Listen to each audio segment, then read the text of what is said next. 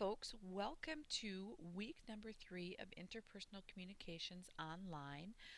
Note that where we are at is last week we did our extra credit VARC learning style and self-introduction posting and Dropboxed your extra credit expectations paragraph, and I should be getting those graded probably in the next day or two. I should tell you, I'm recording this on Monday, January 27th. So my expectation is to have your extra credit probably recorded today or tomorrow, so you can look for those in the grades section. But here we are, folks. We're in week number 3. This week we're going to be studying chapter 1, which is what is interpersonal communications. This is a great introductory chapter, and that it kind of gives you a strong foundation for this whole subject area that we're going to be focusing on this semester of interpersonal communications. The textbook does a nice job of telling you some basic principles and characteristics of interpersonal communication. It does a great job of kind of contrasting the differences between interpersonal communication, public speaking, mass communication, intrapersonal communication. So it's just nice. The chapter kind of finishes up with communication competence and the different levels and some of the characteristics involved in that. Please note, though, after you finish reading and studying chapter 1, we are going to do quiz number 1, which is due this Friday by 11:59 p.m. on Friday, January 31st. I'm going to switch my screen over now, and I'm going to go to the grading not the grading rubric, but the 5-step process for quiz preparation. This is the same document that I have attached to our course D2L homepage, and it's also available in your packet that I handed out at the orientation. Just some quick reminders that each quiz has 13 multiple choice and or true-false questions, but remember that you only have 20 minutes to complete the quiz.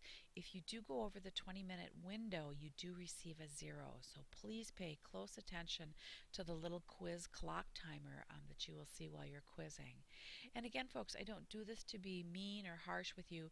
I do it because I want everyone to have the same opportunity, and so I have to be consistent that everybody only gets that 20 minutes. Because you are answering 13 questions in 20 minutes, it's very important that you do spend time studying and reading. You will not have the time to look up all 13 questions, so you do need to have studied and taken notes on the chapter in order to do well in the quiz. Again, before quizzing, I do encourage you to sit down with your written copy of the text, your PowerPoint slides with your notes, and your completed vocabulary worksheets. Have those set out in front of you as you are getting ready to take the quiz. Once you complete your quiz, you'll see your score immediately, and I think, will see the questions that you answered incorrectly. I have to check and make sure that that setting is still there. It will not tell you the correct answers, but it'll say these are the questions that you answered incorrectly. Okay, so below here is a 5-step approach that actually students gave to me. I asked my students who are doing really well on their quizzes, how are you preparing, what are you doing? And here's what they said. They said first they read through the chapter. All they do is read it. They either use their CD or their hard copy. The students who use the CD said make sure to watch the linked videos, follow out the links to the internet, but read the chapter thoroughly. Then the second thing they did was print out the PowerPoint slides, which are available under the Course Materials tab, and they printed them out as handouts. So there were 6 slides to a sheet, and they just used that as their note-taking format. So that way they read through, and as they read about things that were on the slides, and they just put notes alongside in the white space around the 6 little PowerPoint slides. The third thing that they did was they printed out the vocabulary sheets. These are also available under the course material tabs, and then they filled in the page number and the definition, and they actually hand wrote the definition for each vocabulary word. Students told me that just the process of writing the vocabulary word helped it stick in their heads. Students also said that these then vocabulary worksheets with the page numbers and the definitions is what they used for writing their discussion postings, where they had to cite the 4 concepts with page numbers and definitions. They also used them in all of their papers that they wrote too.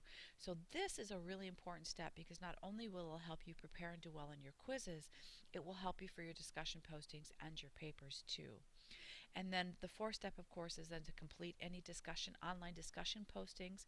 It's really helpful to compose and read assigned postings because it gives you an opportunity then to even immerse yourself farther into the chapter material before taking the quiz. So I always tell students, prep your chapter, then do your online discussion posting. And now when you do discussion postings, again, you've got the vocabulary worksheets with page numbers and definitions, so you're ready to include the content and the citations. And then the fifth step students recommend was to review your notes and vocabulary right before you take the quiz. So gather all your materials and then take 5 or 10 minutes and go through your notes, your PowerPoint notes and your vocabulary one more time right before you take the quiz. So that kind of gives you an update as far as what we're looking at for this week. Again, Chapter 1, studying and quizzing over what is interpersonal communication. Next week, just looking ahead, you're going to be reading Chapter 2. You do have a discussion posting that is due, and I did include the grading rubric for that on our course homepage. So if you are working ahead, and I know a lot of you are, do get started on that discussion posting. It's due by Wednesday, February 5th. I would love to see you folks get it done and get it emailed to me this week so I can take a look at it, make sure you're on the right track, give you some feedback if you're not, so that you're kind of ahead of the game. The more students who post ahead of time gives you more opportunities to respond to your classmates. So that gives you kind of a look ahead to where we're headed. If you have any questions on Chapter 3 or looking ahead at Chapter 4, week number 4 or week number 5, please send me an email and I'm happy to help you. Also remember if you want to stop in, I do have office hours on the Eden Prairie campus on Wednesdays and Fridays, on Wednesdays and Thursdays from 9 until 10, right before my classes. So feel free to stop in if you have any questions. It's going to be a cold week, folks. Stay warm. Keep working ahead and let me know if you have any questions.